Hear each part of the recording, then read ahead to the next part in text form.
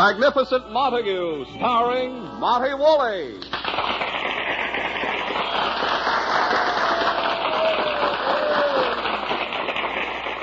Yes, it's the Magnificent Montague, the Saturday night transcribed feature on NBC's All-Star Festival of Comedy, Music, Mystery, and Drama. Brought to you by Anacin for fast relief of headache, neuritis, and neuralgia. And by RCA Victor, world leader in radio, first in recorded music, and first in television. And now, the Magnificent Montague.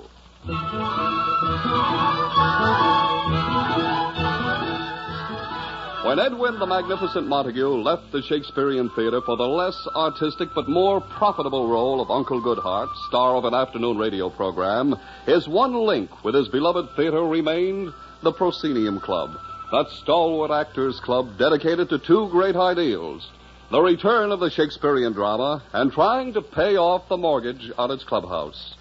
Edwin is at a cultural meeting of the club right now.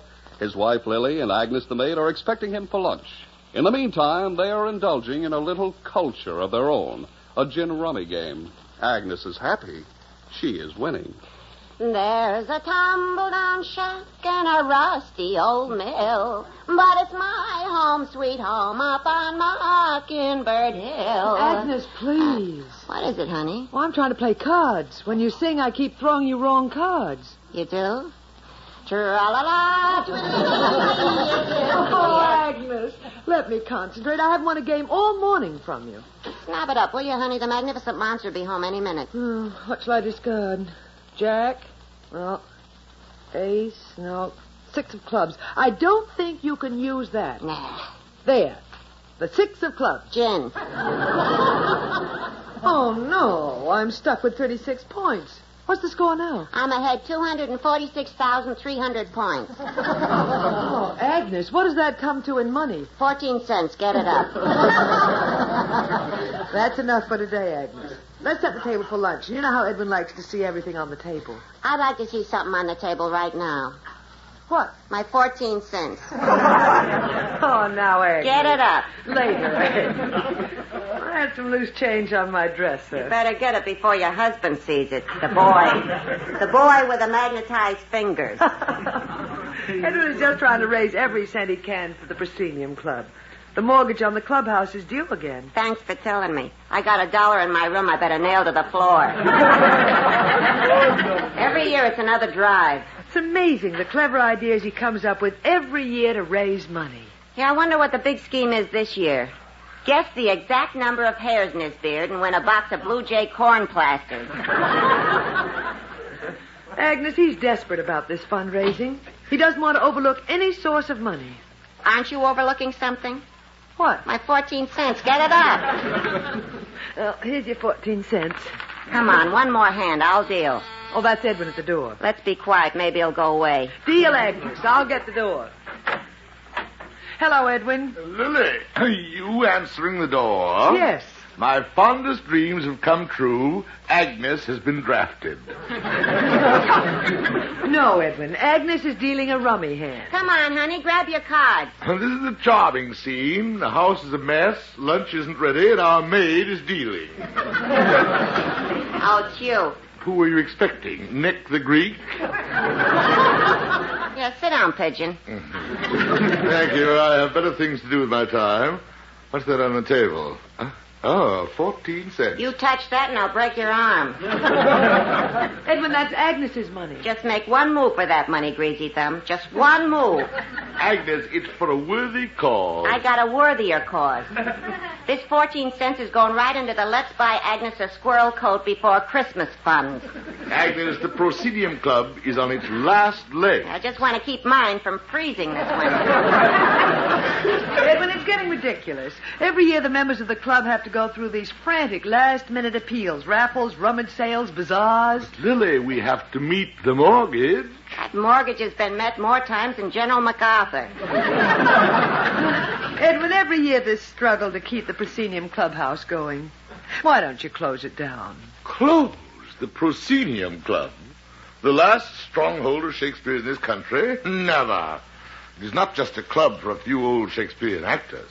It is the fortress for the old soldiers carrying the flickering torch of culture making a last desperate stand against the forces of Milton Berle.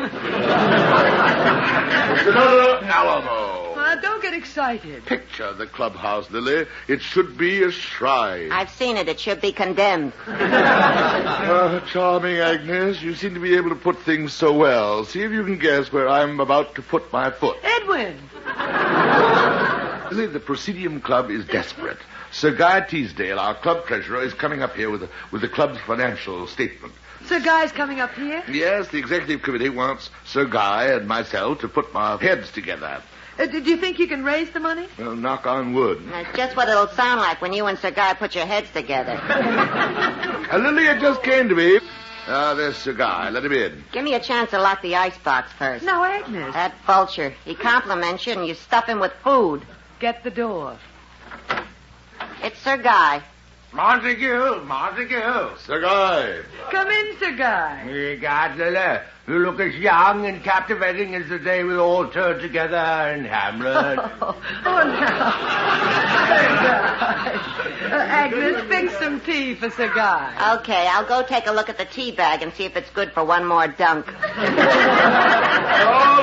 right, Agnes. Edwin, leave her alone. Sit down, Sir Guy. Thank you.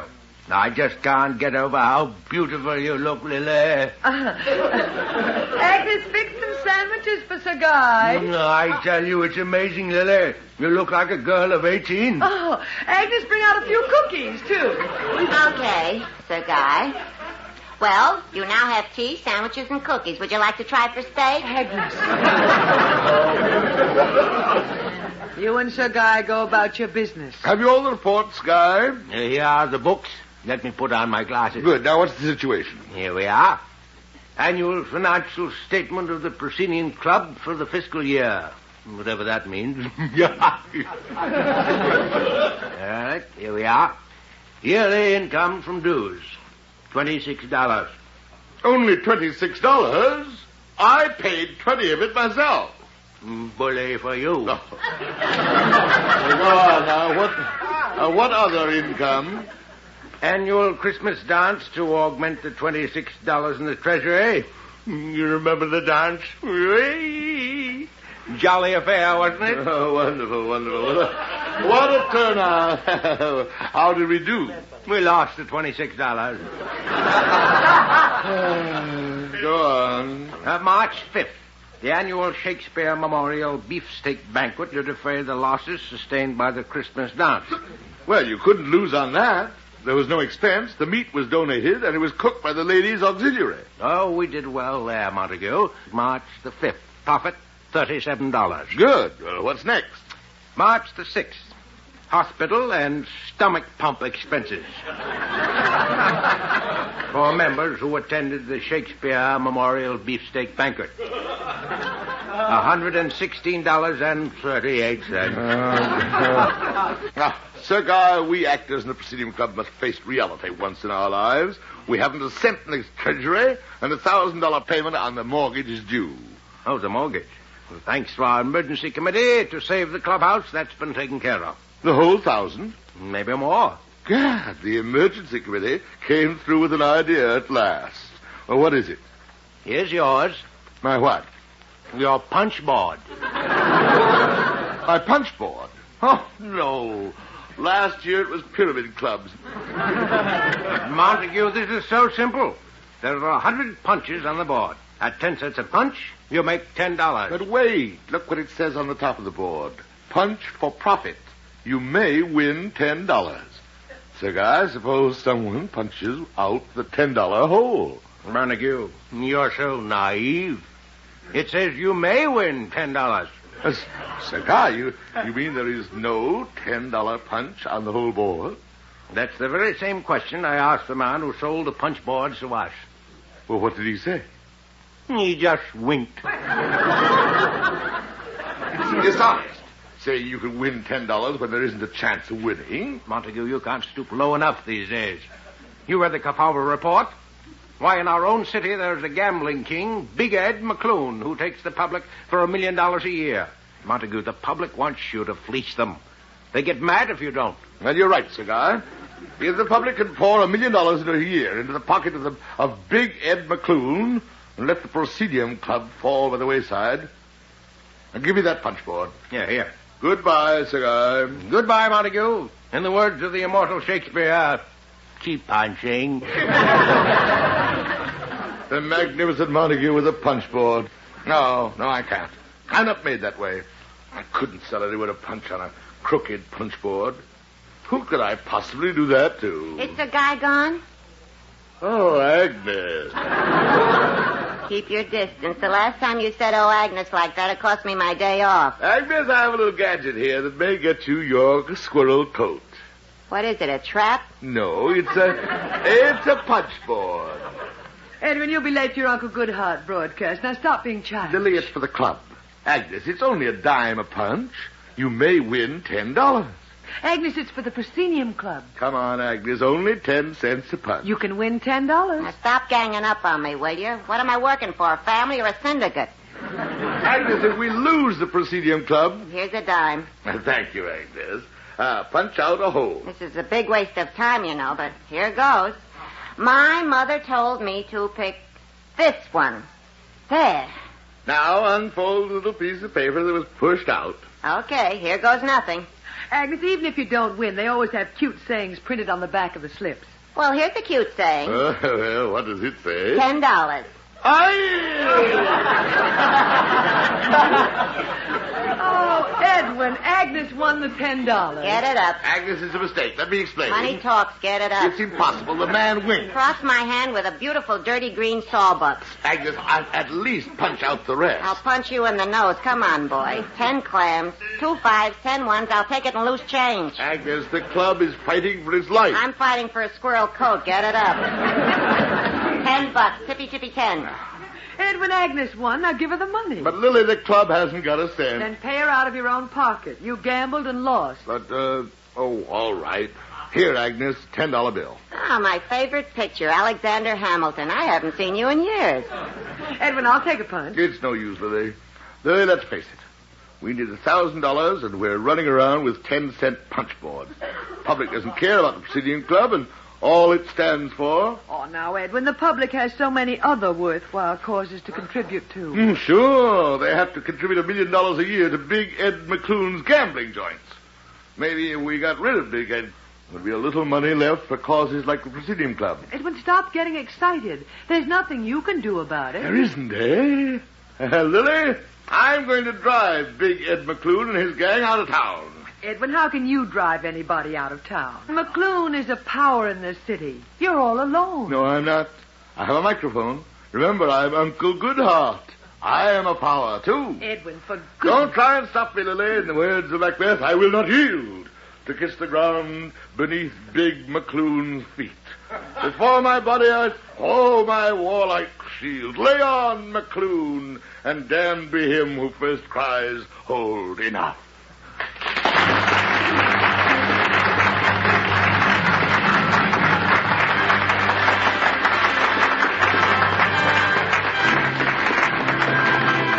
We'll be back with the magnificent Montague in just a moment. Here is something you should know if you ever suffer from the sudden pain of headaches, neuritis, or neuralgia. It is a way to ease the pain, often within a few minutes. A way that is incredibly fast and effective. It's Anacin. Anacin is like a doctor's prescription. That is, Anacin contains not just one, but a combination of medically proven active ingredients in easy-to-take tablet form. Thousands of people were first introduced to Anacin through their own physicians or dentists. But today, these tablets are in such widespread use that all drug counters have them, and anyone may enjoy their benefits. Next time you suffer from the pains of a headache, neuritis, or neuralgia, by all means, try Anacin. You'll like the convenience of Anacin tablets, and you'll be delighted with Anacin's incredibly fast action. Anacin. Anacin. Ask for Anacin by name today at your druggist.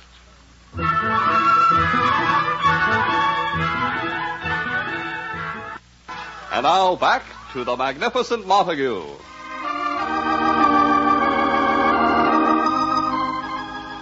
He is just finishing his Uncle Goodhart broadcast. Listen. And so, Ronald, here you are again, visiting Uncle Goodhart in his little cottage on the sunny side of the lane, with the police hot on your trail. Now you want Uncle Goodhart to hide a car in his garage. Ronald, where is your memory? You have 7 of them in there already. I understand, Ronald, everybody likes an automobile. But you, Ronald, you like everybody's automobile. Ronald, I looked the other way when you filed the serial numbers off those 7 cards and made out those false registration papers. But now, Ronald, you ask too much of old Uncle Goodhart. You want me to make a decision for you. Should you join the auto club? This is a question you must ask your own heart, Ronald. But no matter what you decide, Ronald, remember, as you ride out on the highway with the sound of sirens behind you, always keep your head high into the sun and light.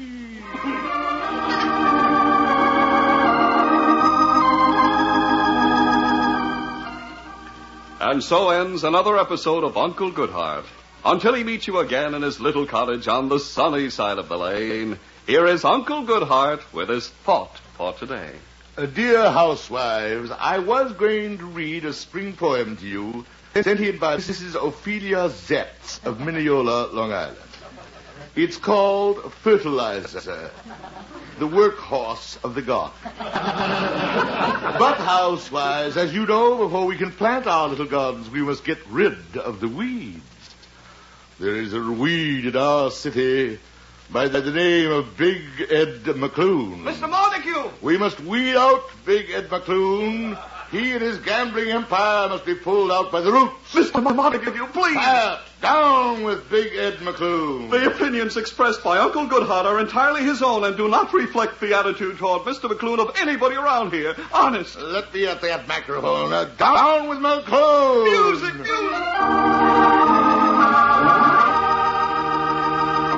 We're off the air. Announcer, how dare you cut it half? Where's Springer, the producer? Oh, there you are, Springer. Mr. Montague, have you gone nuts? Now, wait, Springer. Saying things like that about Big Ed McClune on the air. What is that? A new way of committing suicide? Now, Springer, stop carrying on. I'll carry on. You'll be carried out. Oh, why did you have to... here's our director, Mr. Zinzer. Well, Zinzer, what did you think of the broadcast? Oh, it was a little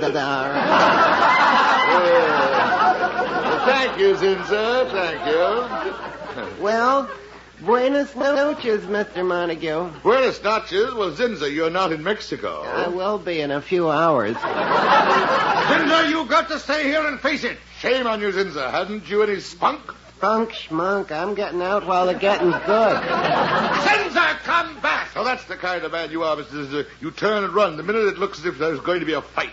Mr. Montague, I built my whole career around being a coward. This isn't getting us anywhere. I'd better phone the sponsor. I just did. Huh? What'd he say? Buenas noches. So that's the way it is. You're going to leave me holding the bag. You're not going to be left holding the bag, Mr. Montague. You're going to be in it. What's the matter with you two? Haven't you any good red American blood in you? Sure we have. We just don't like it to get splashed around. Mr. Montague, come into my office. You'll have to write a retraction. A retraction? Never. Springer, if you think I will take back what I said about that mobster... Oh, my phone. Hello? What? Right away. Come on, Zinzer. What is it? They want us in the executive office. Goodbye, radio. Here's where I go back to selling hot chestnuts. Now, here's a pen and paper. Write that retraction. Never. Come, Zinzer. Retraction. All right, something McClune will remember.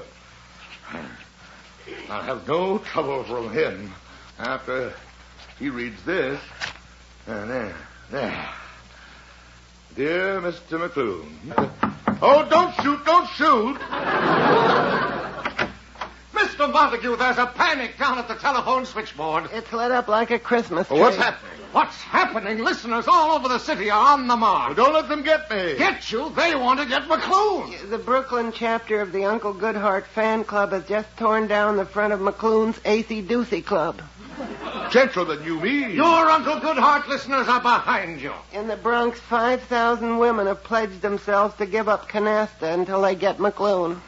You've got him on the run. I have? His Honor the Mayor called. He's putting the entire police force at your disposal. Every crime committee in the country wants you to be on it. They do? The sponsor wants you to know his Flugel soap is behind you. It is. He's printing Break McClune on every wrapper. He is. With every 10 rappers you send in, you get a Break McClune hatchet. Mr. Montague, you've got everybody behind you. And to think we were afraid. If I see that McClune now, I'll spit right in his eye. You see, gentlemen, what one fearless citizen can do. Never for a moment did I hesitate. You're my new hero, Mr. Montague. On with the fight. I will not rest until every gambling joint owned by McClune is closed. Our battle cry, boys. Get McClune!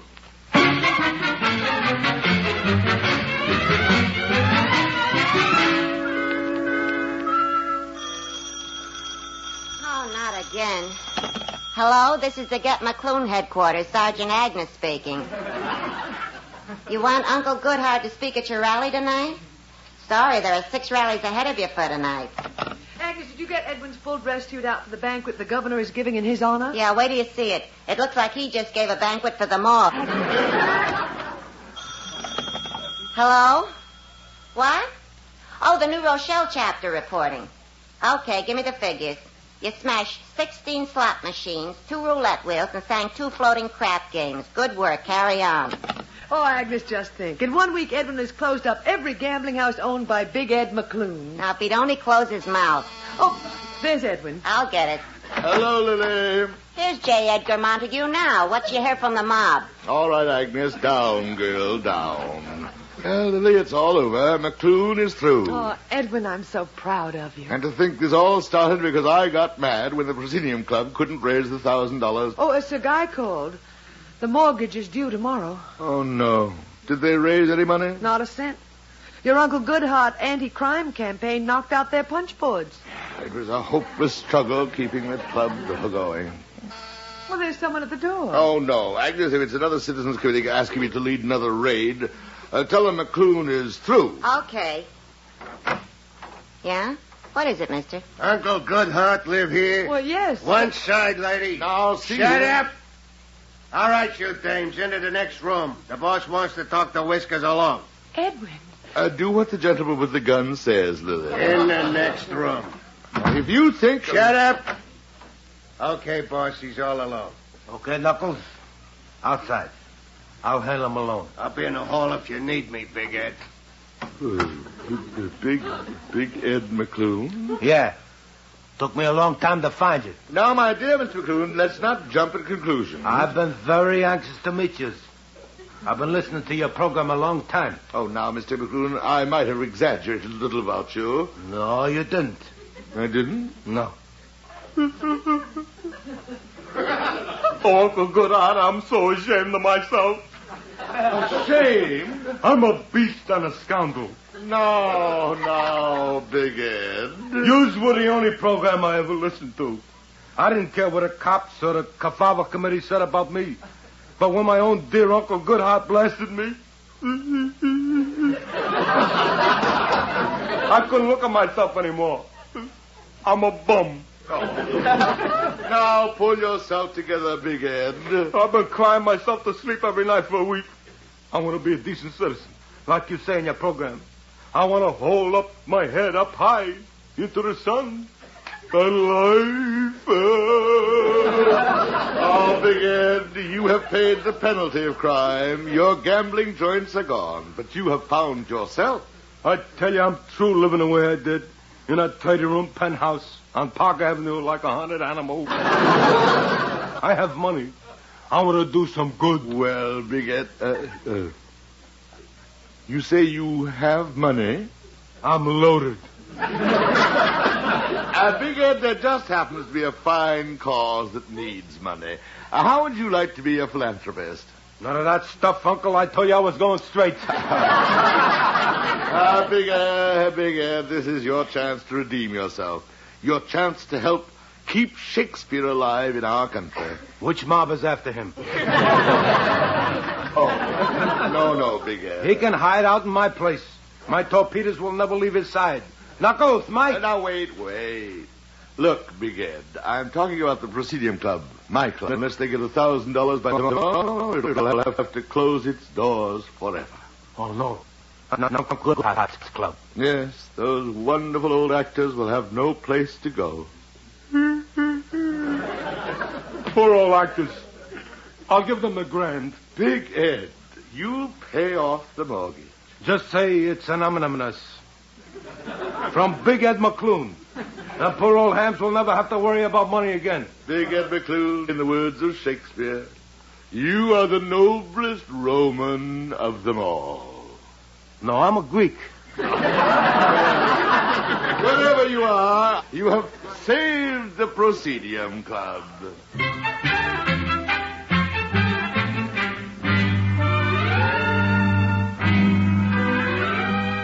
Agnes, hurry up with this dress shirt. Edwin's due at the bank. Oh, we have time. The mayor is picking me up with a police escort. Oh, you should be proud of yourself, Edwin. Lily, I'm most proud of what I've done for Big Ed McClune. Yes. And isn't it wonderful what he's doing for the Procenium Club? Sir Guy told me they've made him an honorary member. Well, I've given him a new and wonderful life, Lily. Edwin, that's the mayor's car. Gad, so early. Agnes, Edwin's coat. Here, I'll get the door. Well, hurry up. Mr. Montague. Police Commissioner Grady, I'm ready for the banquet. Banquet, we've got a big surprise for you first. You're leading the raid. What raid? Big Ed McClune is operating again. There must be a mistake. He's wide open. He got every roulette wheel, dice table, slot machine in the city installed in a new joint. Oh, no, a new joint. Yeah, he calls it the Procenium Club. Hurry up. Every squad car is waiting for you to lead the raid. Here's your hatchet. You go ahead. I'll meet you there. Okay, you know where it is. Do I know where it is? Yes. Go on. Edwin. Quiet. Where is my suitcase? Where's my coat? Well, Edwin, where are you going? Buenas noches. Buenas noches.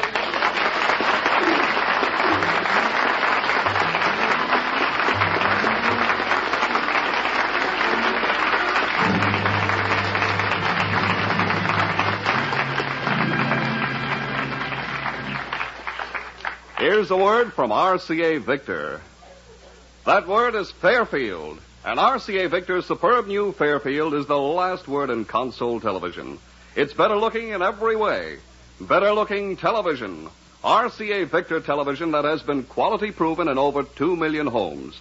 It's 17-inch television with clear, bright pictures. Steady pictures that are locked in place by RCA Victor's exclusive eyewitness picture synchronizer.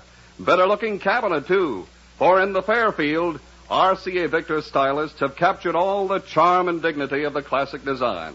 Every line, every detail of this fine furniture piece exhibits the craftsmanship for which RCA Victor is famous. And its beautifully figured doors can play such an important part when the set is not in use. Yes, the Fairfield is better looking in every way. So next chance you get, stop into your RCA Victor dealers. See and hear the exciting new Fairfield.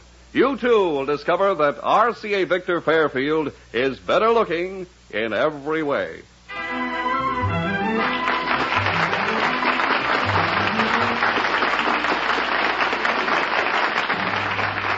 Listen again next week, friends, to The Magnificent Montague, starring Monty Woolley, the Saturday night transcribed feature on NBC's All-Star Festival of Comedy, Music, Mystery, and Drama.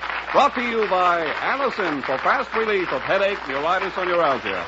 And by RCA Victor, world leader in radio, first in recorded music, first in television. The Magnificent Montague is written by Matt Hyken and Billy Friedberg. Ann Seymour as Lily, Pert Kelton as Agnes. Also heard tonight were Art Carney, Johnny Gibson, and John Griggs. Jack Ward at the organ. This is Don Pardo speaking. Tomorrow, hear Archie Andrews and the Quiz Kids on NBC.